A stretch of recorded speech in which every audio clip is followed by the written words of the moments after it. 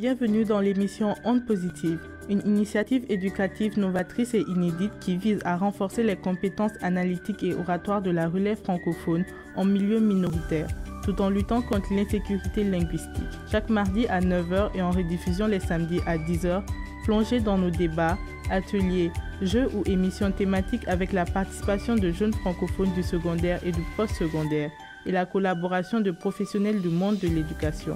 Ondes Positives, un projet rendu possible grâce au Fonds canadien de la radio communautaire.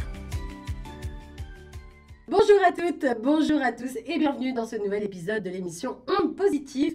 C'est Nathalie Salmeron comme d'habitude au micro avec vous et aujourd'hui j'ai la chance d'avoir deux invités en studio, Émilie et Ramsès, que vous voyez maintenant à l'écran. Comment ça va les amis aujourd'hui? Bien. Bien, et toi? Ça va, on va faire en sorte que ça aille encore mieux grâce à ce super test quiz. On appelle ça un quiz ici. Le thème aujourd'hui, c'est culture et divertissement au Canada. Et on rappelle bien sûr que cette émission Ondes Positives, elle est rendue possible grâce au Fonds canadien de la radio communautaire. Si je vous dis culture et divertissement, ça vous fait penser à quoi, vous les amis? Est-ce que ça vous fait penser plutôt à de la musique, à du cinéma, peu importe? Plus de la musique, non? Des concerts qui se passent ici, non? Ouais, ok. Et toi, Émilie, ça te fait penser à quoi? Aussi les pièces de théâtre. Ouais. C'est des trucs que vous faites? Toi, tu vas voir des concerts un petit peu, Ramsès? Pas non. Mais je sais que c'est une grande chose qui passe ici, non? Ouais, il y a beaucoup de concerts. On pense notamment à Taylor Swift qui est venue pendant 6 dates ici, puis après elle est partie à Vancouver. Mais je veux dire, quand même, le Canada, on est content parce que, en plus à Toronto, on est une grande ville, mais on est clairement un endroit sur la carte pour les artistes pour s'arrêter pendant leur tournée et faire quelques spectacles, que ce soit à Toronto, à Vancouver ou à Montréal, parce qu'il y a aussi pas mal d'artistes, et surtout de la scène francophone qui s'arrête à Montréal, parce que la francophonie est grave plus présente là-bas. Mais effectivement, gros concert ici. Et toi, tu parlais de pièces de théâtre. Est-ce que tu as la chance d'aller de temps en temps voir des trucs sur scène? Je devrais prendre le temps, par contre. T'as dit quoi? Je devrais prendre le temps. Ouais, un petit peu de temps. J'ai vu qu'il y avait Moulin Rouge en ce moment sur Yonge. Je crois que c'est un Marvish, on dit Marvish. La grosse compagnie théâtre, en fait, là, qui fait des trucs. Et il me semble qu'il y a Moulin Rouge en ce moment au centre-ville. Voilà, un petit peu de la culture franco-française, francophonie, un petit peu, on est content. Et puis, moi, je vais parler un peu de moi. Moi, j'ai été voir quelques concerts ici, mais plus des artistes anglophones que francophones. C'est vrai que j'ai pas eu trop la chance d'aller voir des gros trucs francophones. Mais j'ai été voir quelques personnes. J'ai été voir Florence and the Machine, j'ai été voir Travis Scott, j'ai été voir quand même quelques... Ouais, Ramsès, tu faisais tête, bien sûr. Non, oui, je me souviens que vous avez mentionné ça, non? Ouais. Avec le motivators, quelque chose comme ça, non? Que les personnes ont cours... Ouais, ça c'était un concert à Paris. C'était Kanye West et Jay-Z. Mais Travis Scott, ici, c'était incroyable parce que... moi, j'avais vu un spectacle de lui à Paris, de l'album précédent, et là, c'était le Astro World avec la fête foraine et tout, et il y avait une vraie fête foraine dans la salle de spectacle, et à un moment donné, il monte dans un manège, il fait des loopings et tout, enfin bref, incroyable. Donc, grosse scène culturelle et de divertissement ici au Canada. Du coup, ça me donne la perche parfaite pour lancer le quiz. Allez, c'est parti. Vous pouvez jouer également à la maison, et vous pouvez également jouer avec nous sur YouTube. Alors, première question. Quel film canadien a remporté l'Oscar du meilleur film en 2003? Alors, petit A, comme d'habitude, je vais donner les 4 propositions et dès que vous avez la réponse, vous levez la main, comme ça on compte les points. J'ai pris un stylo. Donc, oui, je montre tout, comme les influenceurs. Donc, quel film canadien a remporté l'Oscar du meilleur film en 2003? Est-ce que c'est Invasion barbare? Est-ce que c'est Incendie? Est-ce que c'est Bon cop, bad cop? Ou est-ce que c'est Polytechnique? Je dirais bad cop, good cop. Ouais, ok. La même chose aussi. La même chose aussi. Et pas du tout, les amis, c'est les invasions barbares. Ouais, moi non plus, ce film, je l'ai sûrement pas vu, mais du coup, je note 0 point, voilà. Ouais, non, en vrai, est-ce que vous en avez vu au moins un sur les 4? Moi, j'en ai pas vu un seul. Bon cop, bad cop, ou du moins, c'est encore populaire un peu. Ouais, mais il y en a eu plusieurs de ces films, il me Je semble. pense que c'est sur Netflix maintenant aussi. Ok. Ouais, Polytechnique, ça me dit rien. Incendie, pas du tout. Et Invasion barbare, le nom me dit vaguement quelque chose, mais Je passais à côté, quoi. Bref, voilà. La question 2. Alors, quelle chanteuse canadienne est connue pour son album Let Go, qui est sorti en 2002? Est-ce qu'on parle de Céline Dion? Est-ce qu'on parle d'Alanis Morissette? Est-ce qu'on parle d'Avril Lavigne? Ou est-ce qu'on parle de Shania Twain? C'est toutes des artistes canadiennes pour le coup. Mais quelle chanteuse a sorti un album en 2002 qui s'appelle Let Go? Je dirais Céline Dion parce que c'est le seul nom qui me fait quelque chose. Ok, Céline Dion, toi tu dis quoi, Émilie? Est-ce que je peux avoir encore les choix? Ouais, bien sûr. Céline Dion, Alanis Morissette, Avril Lavigne ou Shania Twain? Shania Twain? Eh bien, 2 réponses et 2 réponses fausses. Yes. Non, c'était Avril Lavigne. Ouais. Alors, je me rappelle pas si c'est l'album où il y a Skater Boy et tout là sur le. Je sais pas si c'est celui-là. 2002, c'est pas très récent, donc c'est un peu sorti de ma tête. Mais effectivement, Avril Lavigne, grosse star canadienne, donc voilà, c'était Avril Lavigne. Je regarde les résultats, 0 et 0, voilà, je montre à la caméra, on est sur des zéros, voilà, la tête à Toto. Mais il y a 10 questions et on est on va commencer la 3e question, donc il reste encore un petit peu de quoi se refaire. Et puis au pire, bah, si c'est perdu, hein. Alors, question 3. Quel auteur, donc là on va parler littérature, quel auteur canadien a écrit l'histoire de Pi? Est-ce que c'est Margaret Atwood? Est-ce que c'est Yann Martel? Est-ce que c'est Alice Munro? Ou est-ce que c'est Michael Ondaatje? Je répète, l'histoire de Pi, qui est l'auteur canadien? Margaret Atwood, Yann Martel, Alice Munro ou Michael Ondaatje? J'ai le livre, mais je... Oh non, il a le livre. J'aime pas encore le livre. Tu l'as pas lu? Non, je pas Ouais, ça fait combien de temps que tu l'as? Oui, je l'ai. Il semble bon dans mon chose. Hein. Voilà, et on remercie la personne qui a offert ce livre à Ramsès, un cadeau bien utile. Merci. Margaret Atwood. Margaret Atwood, ok. Et toi, tu dirais quoi? Yann Martel? Ouais. Eh bien, oui! C'est Yann Martel, la bonne réponse, yes! Je vais le lire maintenant. Maintenant, quand tu le liras, Ouais. tu auras toujours ce petit côté de hey, j'ai eu la bonne réponse grâce à ce truc, yes! Ben, parfait. Donc, oui, Yann Martel, de son nom, ça a l'air d'être francophone, en tout cas, parce que comparé à Margaret Atwood, où c'est un nom un peu plus anglophone, pas Marc, pas du tout, il s'appelle Yann Martel. Voilà, bah, tu nous liras le livre et puis tu nous feras un petit résumé. Oui. Voilà, oui. Alors, on passe à la question numéro 4. Donc, on arrive presque déjà à la moitié de ce test. C'est un petit quiz sympathique, un petit quiz juste pour vous amuser, les amis. Aujourd'hui, voilà, on n'est pas dans la lourdeur de on doit vous apprendre des choses. Aujourd'hui, on est dans un quiz super léger. On s'amuse, hein, on s'amuse. Alors, quel festival de musique célèbre a lieu chaque année à Toronto? Est-ce que c'est le Festival d'été de Québec? Super réponse. Est-ce que c'est Oshaga? Est-ce que c'est le Veld Music Festival? Ou est-ce que c'est le Shambhala Music Festival? Quel festival de musique célèbre a lieu chaque année à Toronto? Je peux même préciser que c'est en été en général que ce festival se tient. Je répète les 4 propositions. Festival d'été de Québec. Bon, la réponse elle est un peu dans le truc. Si c'est un Québec, c'est pas un Toronto. Voilà. Mais bon, on met des petits pièges. Donc, Festival d'été de Québec, Oshaga, réponse B. Réponse C, le Veld Music Festival ou le Shambhala Music Festival, réponse D. Est-ce que c'est le Veld? Veld, Émilie? La réponse C. Veld aussi? Ouais. Ouais, c'est ça les amis, c'est le Veld. Chacun a eu une bonne réponse. Vous voyez, ça y est, il fallait une bonne réponse pour enchaîner les bonnes réponses. Voilà, maintenant vous êtes sur la bonne voie. Oui, c'est donc le Veld et c'est tous les ans. C'est un peu plus, à la base c'était plus un festival électronique, donc de musique plutôt voilà, techno, house et compagnie. Et il y a quelques années, c'était devenu un peu plus hip-hop avec des artistes un peu genre, il me semble qu'il y a eu les Migos qui étaient venus et tout, donc ouais, des vrais artistes plutôt hip-hop. Et il me semble que l'année dernière, c'était déjà revenu un peu plus dans leur côté un peu plus techno, électro et tout ça. Les billets sont en vente à des prix exorbitants chaque année. Clairement, c'est super cher, mais il y a toujours un bon plan, un truc. Des fois, il y a des tickets à gagner par des concours XY. Et ça vaut vraiment le coup parce que c'est super cher. vu que c'est un gros festival qui a lieu que à Toronto pour le coup, c'est comme si vous allez à Coachella, ça coûte cher parce qu'il faut payer les tickets, il faut payer aussi pour se loger et tout ça. Donc bref, c'est tout un gros package, ça existe en français ce mot, un gros combo de choses.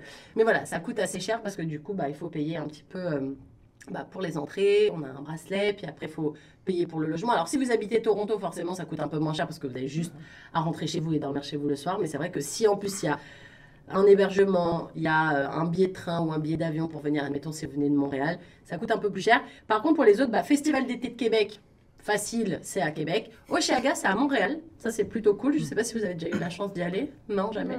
C'est plutôt cool comme festival. Pareil, grosse affiche à chaque fois, des artistes un petit peu du monde entier. Pas que francophones pour le coup. Donc, Veld et le Shambhala Music Festival. J'avoue que celui-là, je ne le connais pas. Je ne sais pas si c'est un vrai festival ou si c'était une invention pour mettre une 4e réponse. Si vous avez la réponse, n'hésitez pas à mettre dans les commentaires. Passons à la question 5. Ça y est, on arrive déjà à la moitié de ce test. Je rappelle les points. 2 pour Ramsès et 1 pour Émilie. Bon, ça va, c'est rattrapable, hein, clairement.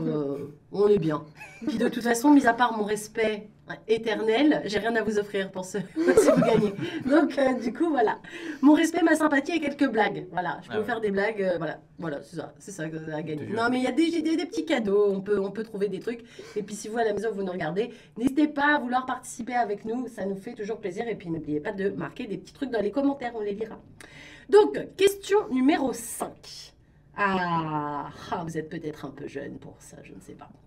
Alors, oui, parce que moi, je regardais ça à la télé quand je rentrais de l'école. Non, mais ça... Non, c'est bon, c'est pas si vieux que ça. Non, mais on a quand même une bonne dizaine d'années d'écart, tous, donc peut-être que vous êtes un peu jeune, mais je pense que vous connaissez quand même parce que c'est quand même un gros truc. Alors, quelle star canadienne a commencé sa carrière dans la série télévisée canadienne Degrassi? Vous vous rappelez de la série? Want everything. No, I wanna make it true. Non, ça veut dire rien? Ok. Ok, ça va. Donc, je vous propose quand même les 4 réponses. Petit A, Justin Bieber. Petit B, Drake. Petit C, Jim Carrey. Ou petit D, Rachel McAdams. C'est forcément que des artistes, plutôt même artistes musicaux ou de cinéma, et canadiens. Justin Bieber, Drake, Jim Carrey, Rachel sont tous canadiens. C'est une série qui se passait dans une école. Je pense que... connaissant un petit peu maintenant comment ça se passe ici, les tournages et tout, je pense que clairement ça a été tourné dans la région de Toronto. Et voilà, on suit la vie d'étudiants qui sont jeunes, qui commencent à avoir leurs premières amours, qui ont les problèmes de l'école, qui ont leur équipe de sport. Il se passe pas mal de trucs. Elle est vraiment cool cette série, voilà, c'est un peu à l'ancienne. Ça fait un peu penser au truc à la Dawson et tout. Bon, c'est encore plus vieux pour vous, vous êtes là, qu'est-ce qu'elle raconte? Ok, mais non, c'était une super série. Moi, j'aimais bien regarder ça quand je rentrais de l'école en France. Voilà. Donc, est-ce que vous avez une petite idée? Justin Bieber, Drake, Jim Carrey ou Rachel McAdams? Je dirais qu'on n'aura pas un point. On n'aura pas un point. On mise sur la chance maintenant. Ah oui. Vas-y, Non, alors misons sur la chance. Je dirais Jim Carrey. Jim Carrey. Et toi, tu dirais quoi? 4e option. 4e option, Rachel McAdams? Eh bien, pas du tout, les amis. C'est Drake. Ah oui? Ah bon. Ouais. Je vous avais dit, hein. Pas de point, exactement. Toi, t'avais bien vu la mauvaise réponse. En gros, et pour spoiler un petit peu nos auditeurs et les gens qui nous regardent sur YouTube, eh bien, dans cette série de Degrassi, à un moment donné, il y a une fusillade dans l'école. Et il me semble que c'est à ce moment-là où Drake, qui fait partie du casting comme un peu tout le monde. C'est pas une star dans la série, parce que c'est il y a 1000 ans et qu'il n'était pas Drake à cette époque. Ouais. C'était encore Aubrey, machin chouette, son nom de famille, mais bref, il n'est pas, il me semble, faudrait vérifier, mais il me semble qu'il n'est pas crédité dans la série en tant que Drake, parce que c'était bien avant qu'il devienne une star de la musique. Ouais. On parle d'une époque où il est très très jeune. Et donc, à un moment donné, si je me trompe pas, dans la série, il y a une fusillade dans l'école où ils sont, et Drake se fait toucher et il devient handicapé. Et en fait, le reste de la série, il est en fauteuil roulant. Voilà. Vous avez appris un truc ce soir. Vous allez vous coucher moins bête. Mais oui, c'est vraiment ça. Degrassi. Et il me semble qu'après, il y avait une Degrassi, nouvelle génération, des trucs comme ça. Puis après, j'avais arrêté de regarder parce que Bon, parce que c'était plus drôle et qu'il n'y avait plus Drake et tout. Mais c'est marrant parce qu'en fait, je regardais ça, je connaissais pas Drake, parce que le Canada, tout ça, c'était très loin de moi, j'avais 16 ans. Ouais. Et après, Drake commençait à devenir connu et t'étais là genre, ah, mais c'est le mec de Degrassi. Alors qu'en fait, pour la plupart des gens, c'était juste un chanteur, mais pour moi, c'était le mec handicapé dans la série de Degrassi. Voilà pour la petite information, on apprend des trucs. Alors, on passe à la question 6. Alors là, c'est un peu plus dur. Tout à l'heure, on parlait musique, toi, tu parlais théâtre. Personne n'a parlé peinture, par exemple. Et oui, la peinture, c'est beau, mais ça peut être barbant pour certaines personnes. Et bien là, barbant ou pas, eh bien écoutez, on va parler peinture, les amigos.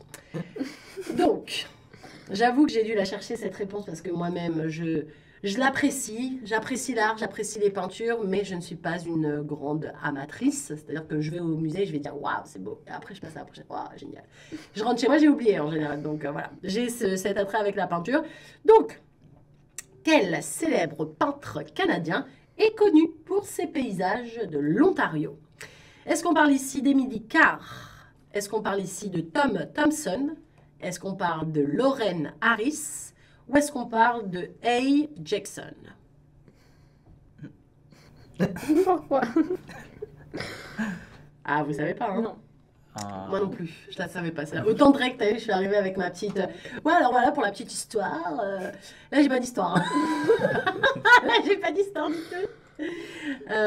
Eh ben, on va faire au talent. Quel nom vous paraît être le plus peintre canadien connu pour ses paysages de l'Ontario? Donc, Emily Carr, Tom Thompson, Lorraine Harris ou A. Jackson.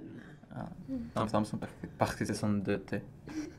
Ok, parce que c'est un double T. Hop, parfait. Et toi? J'y vais Lorraine Harris. Lorraine Harris. Eh bien, Ramsès, tu as la bonne réponse.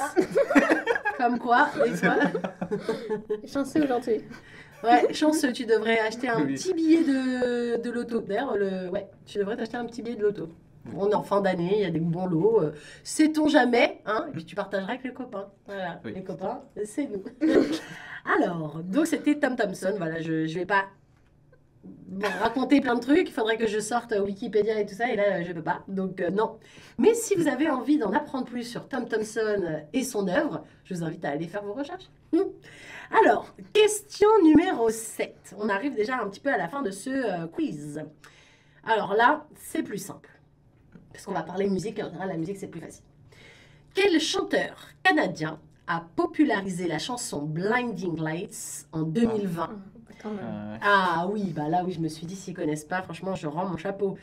Donc, Justin Bieber, Shawn Mendes, The Weeknd ou Drake? The Weeknd. Ah oui. Ouais, bah ça c'était facile. Ouais, The Weeknd. Et pour la petite histoire, parce que j'ai toujours une petite histoire, forcément. Je ne sais pas si vous savez, mais The Weeknd, avant qu'il devienne une star internationale, eh bien, c'était une personne qui était un petit peu au fond du trou. Il était devenu sans abri, donc il n'avait plus de maison, et il traînait sur Spadina et Queen. Il y a un McDonald's qui fait l'angle. Il traînait pas mal par là et tout. Et en fait, dans un des clips, c'est pas Blinding Lights, mais c'est une des premières chansons qui a commencé à le faire un peu connaître. Eh bien, on voit pas mal d'endroits de Toronto, justement, pour rappeler un petit peu qu'il traînait un petit peu dans les rues avant. Mais oui, il a eu une période très très sombre. Alors, je pense pas qu'il était devenu toxicomane ou quoi que ce soit. Il était juste dans une période difficile, plus de maison, dans la rue.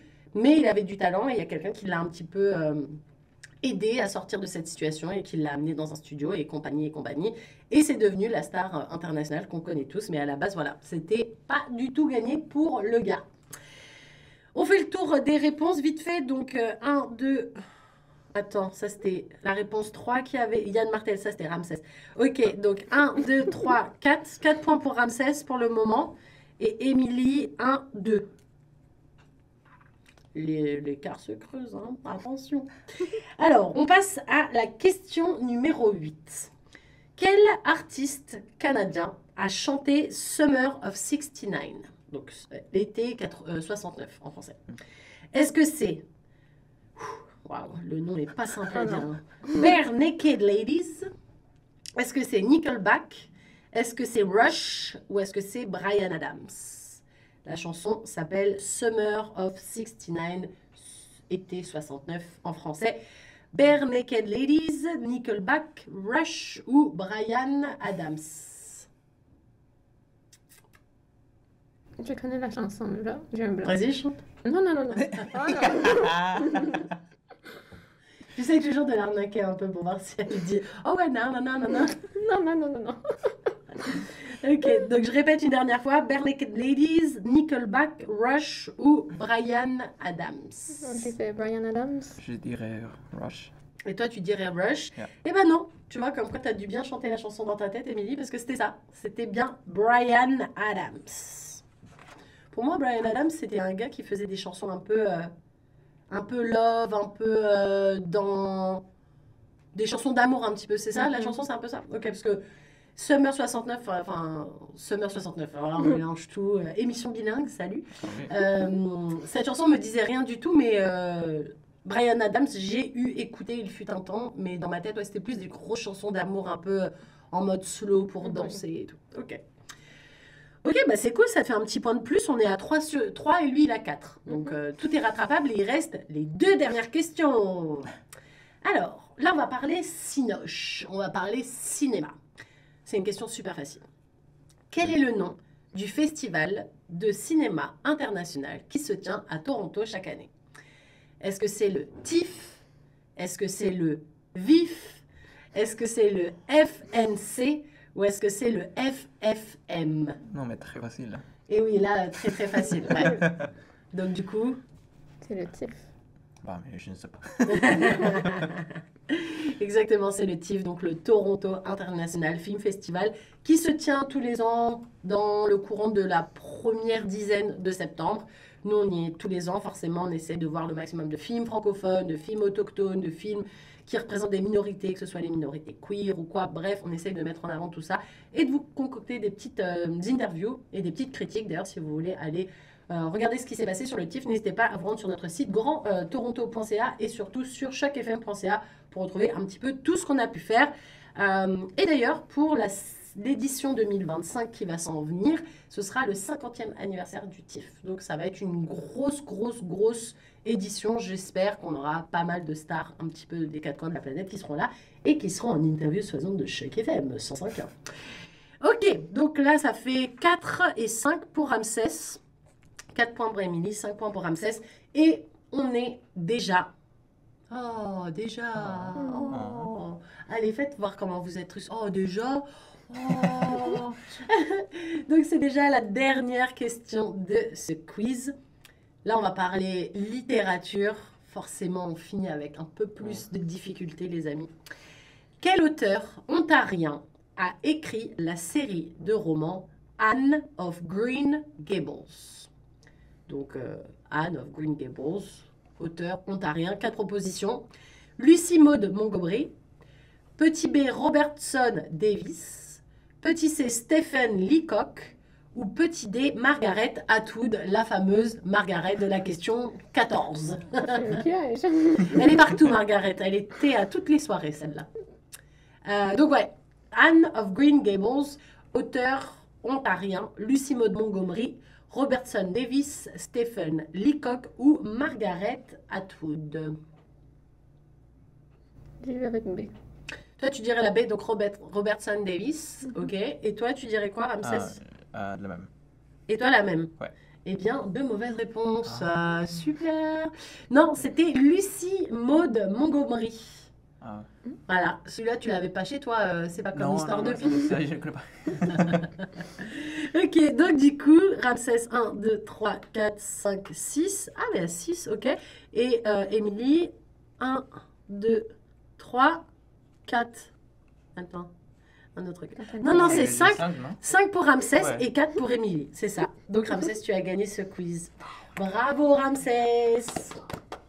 Et avant qu'on se quitte, parce que forcément cette émission elle est aussi destinée aux nouveaux arrivants ici à Toronto, si chacun d'entre vous avait quelques conseils à donner pour que les gens qui arrivent à se mettre un peu plus dans la culture et accès un peu plus à du divertissement. Alors forcément on va parler de francophonie, nous on va plutôt s'intéresser à du divertissement en français. Qu'est-ce que vous conseilleriez aux gens? Je dirais faire des amis. Ouais. Parce qu'ils vont connaître plus la ville. Ok, donc faire des amis et après se laisser trimballer un petit peu pour voir un peu les sorties et tout ça. Et aussi, je pense qu'il il est très facile d'aller, je sais pas, au bar et parler avec quelqu'un et trouver quelque chose qui vous, comment on dit, cher. Un truc que tu partages avec les gens? Ouais, et ça fait des amis. Ouais, je suis d'accord. Faire des amis, et comme ça tu partages un petit peu tes points d'intérêt et puis tu peux trouver des trucs un peu culturels et de divertissement. Ok, et toi Émilie, tu donnerais quoi comme conseil? Vraiment la même chose. Essayer de trouver des gens qui ont des points en commun, ou du moins, essayer d'aller voir des films, les nouveaux films qui sortent, que ce soit francophonie ou pas. Il y a quand même le théâtre de Toronto, donc en français, sur Spadina. Ouais. C'est ça, oui. Il y a plusieurs, il y a l'Alliance française effectivement sur Spadina et qui offre pas mal de contenu en français de qualité. Et puis il y a aussi le théâtre français de Toronto qui lui se trouve un tout petit peu plus dans l'est de la ville. Il me semble de tête, c'est la rue Berkeley. Et donc d'ailleurs on salue le théâtre français de Toronto parce que pareil ils ont des super productions en français, 100% en français, et ça c'est plutôt cool si vous aimez le théâtre effectivement. Et puis côté musique forcément il faut écouter chaque FM 105.1 parce que ça va vous apprendre un petit peu la musique d'ici et d'ailleurs, mais que en français, c'est plutôt cool. Et je vous rejoins sur, n'oubliez pas d'aller au cinéma, il y a pas mal de choses qui se fait. Aller au musée aussi, on a pas mal de super musées, on a le ROM, on a la GIO, il y a le musée des chaussures, il y a le musée un peu de tout ici, donc n'hésitez pas à aller, juste être un peu curieux et puis aussi de vous balader, parce que des fois, c'est au détour d'une rue qu'on se rend compte qu'il y a une statue d'une telle personne et de telle personne, en fait, c'est un auteur qui est super connu. Enfin bref, je trouve que c'est des fois en se baladant un peu au hasard comme ça qu'on apprend des trucs parce que du coup, vu qu'on s'attend à rien, on s'arrête, on regarde, ah ok, on a appris un truc et c'est plutôt cool. Donc voilà, et si jamais vous avez des sous, prenez vos tickets pour le Veld. Parce que je pense que ça doit être super. Ok, écoutez les amis, merci beaucoup d'avoir participé à ce nouvel épisode d'Ondes Positives. Et je rappelle que cette émission, elle est rendue possible grâce au Fonds canadien de la radio communautaire. À bientôt. À bientôt. À bientôt.